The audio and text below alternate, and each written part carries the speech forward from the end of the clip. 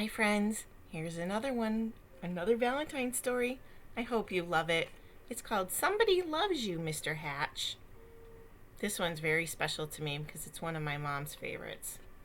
There's another one of her favorites coming too. Shh. So, Somebody Loves You, Mr. Hatch by Eileen Spinelli. Pictures by Paul, maybe Yalowitz. I'm sorry. Not sure how to say it. And, of course, dedication page says, to my parents and to my three sisters, Tina, Donna, and Joe, E.S. To that little bit of Mr. Hatch in all of us, P.Y. Sorry. There we go. Oh, my. See these pictures? Looks kind of glum, doesn't it? Mr. Hatch was tall and thin, and he didn't smile. Every morning at 6:30 a.m. sharp, he would leave his brick house and walk 8 blocks to the shoelace factory where he worked. At lunchtime, he would sit alone in a corner and eat his cheese and mustard sandwich and drink a cup of coffee, and sometimes he brought a prune for dessert.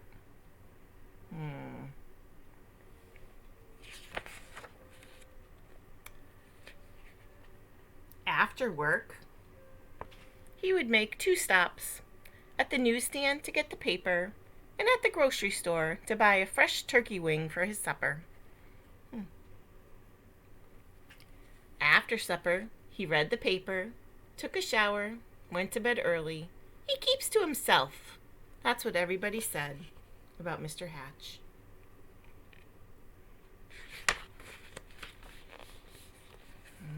I don't want you to see all of this one yet. See, he's getting a package. Can I do that? So you'll be surprised. One Saturday, when Mr. Hatch stepped onto the porch with his dustpan and broom, he got a surprise. A package wrapped in brown paper. He had never spoken to the postman before. "Thank you, Mr. Goober," he said. Mr. Goober smiled. "You're welcome.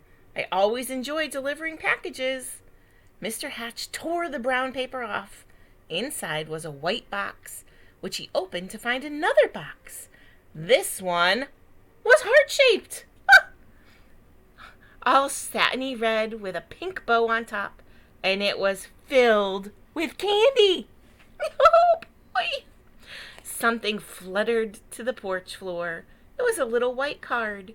He picked it up, and it said, "Somebody loves you." Only then did he remember that it was Valentine's Day. I wonder how he's going to feel about this.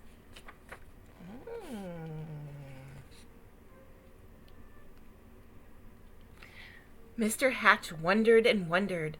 Now, who would send this to me? He was all alone. He had no friends.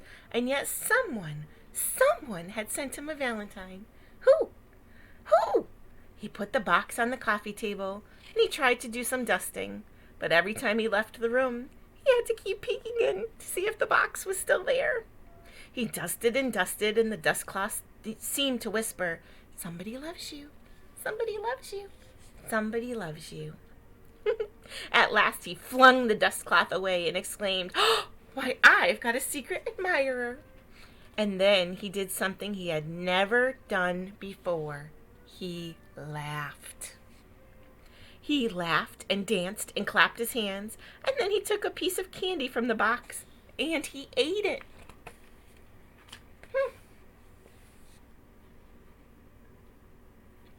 Mr. Hatch changed his shirt.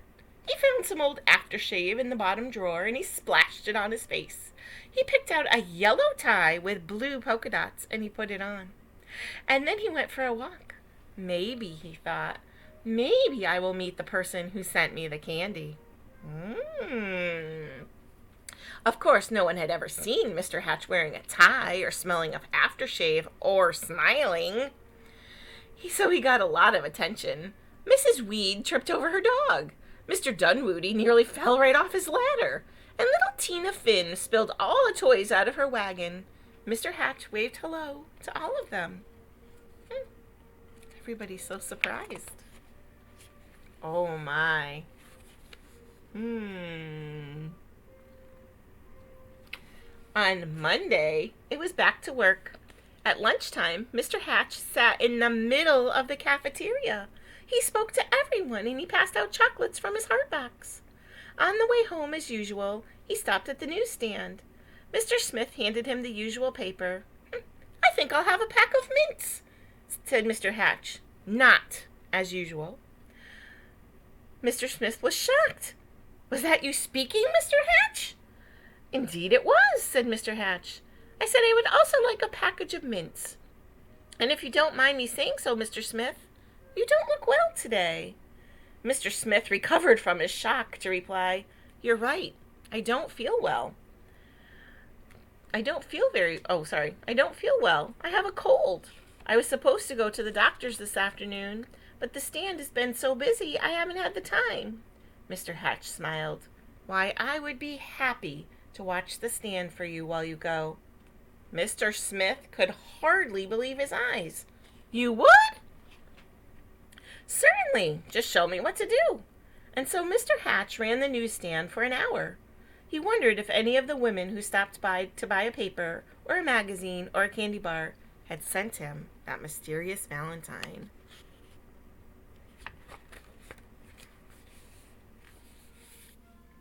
When Mr. Smith returned, Mr. Hatch made his usual stop at the grocery store. You know, I'm a little tired of turkey wings, he told Mr. Todd. I think I'll have a nice fresh slice of ham. Mr. Todd weighed the meat and wrapped it. You look worried, said Mr. Hatch. I am, said Mr. Todd. My little girl is late. She hasn't come home from school yet, and I can't leave the store to look for her until my wife arrives. Goodness, why didn't you say so, said Mr. Hatch. I will go look for her. And so he walked to school and found little Melanie Todd by the swings and brought her home. Thank you, said the grocer. Any time, said Mr. Hatch. Oh my goodness, you're not going to believe this. After supper, Mr. Hatch did not bother to read the paper. He decided to bake brownies instead. It would be nice to have brownies to share the next day with people at the shoelace factory. As he baked, the warm chocolate smell of brownies floated through the neighborhood. Children gathered around Mr. Hatch's house, sniffing the air. Well, I suppose the factory can wait, said Mr. Hatch as he looked out the window, and he brought out 2 platefuls. Now, what are brownies without lemonade, he said, so he stirred up a nice cold pitcher. When the parents came to gather their children, they had some brownies too. It turned out to be a picnic in Mr. Hatch's backyard. He dusted off an old harmonica and he played songs that he remembered from his boyhood, and everybody danced.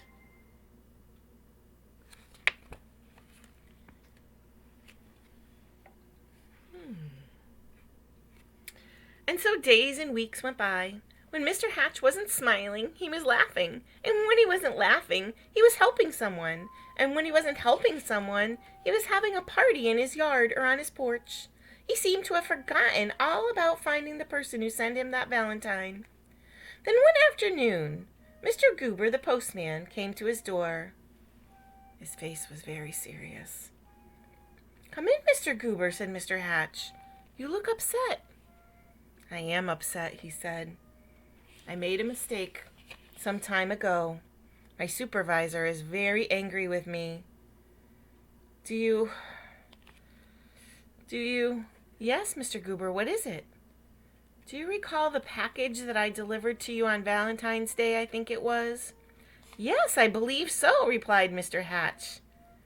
Oh, beginning to feel a little uneasy. I don't suppose you still have it, said Mr. Goober. Sadly. As a matter of fact, said Mr. Hatch, I still have the box. The candy is gone, though. Why do you ask? The postman took a deep breath. I'm afraid I delivered it to the wrong address. It was supposed to go to another house. Mr. Hatch recalled tearing off the brown paper. It had never occurred to him to look at the address. He fetched the heart-shaped box and the pink bow and gave them to the postman. I do hope your supervisor won't be too angry with you now. The postman was heading down the sidewalk when Mr. Hatch called from his porch. Mr. Goober, I forgot something. And he gave the postman the little white card. Remember the one that says somebody loves you? Oh, man.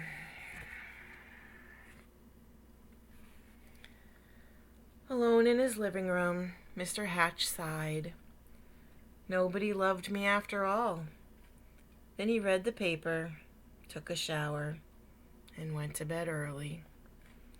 The next morning, at 6:30 a.m. sharp, Mr. Hatch left his brick house and walked 8 blocks to the shoelace factory. At lunchtime, he sat in the corner by himself, and he ate his cheese and mustard sandwich, and he drank a cup of coffee.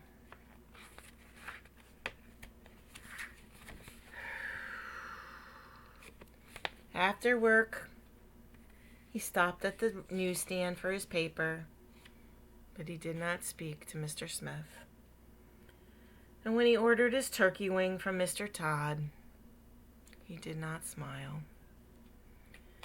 Nor did he pat little Melanie Todd on the head, or bake brownies, or have picnics, or parties, or play his old harmonica anymore.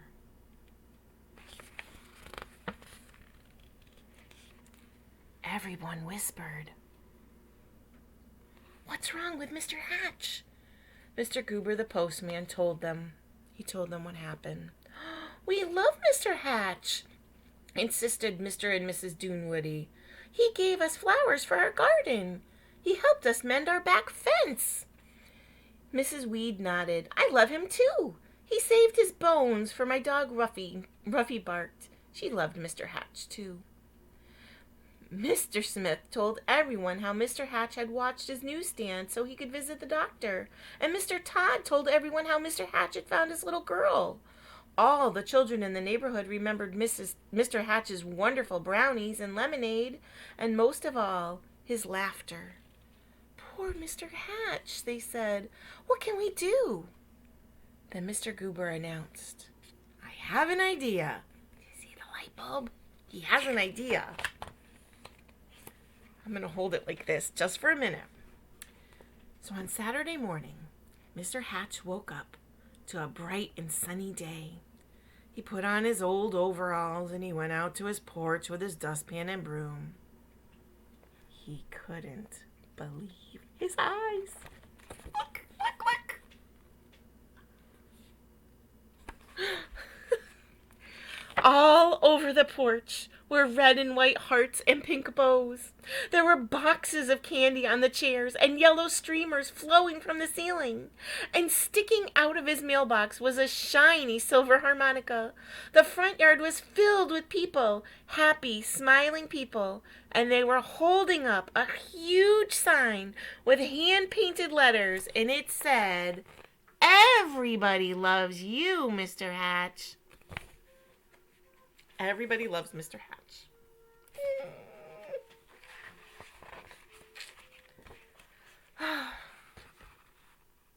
Mr. Hatch dabbed at a tear with his handkerchief.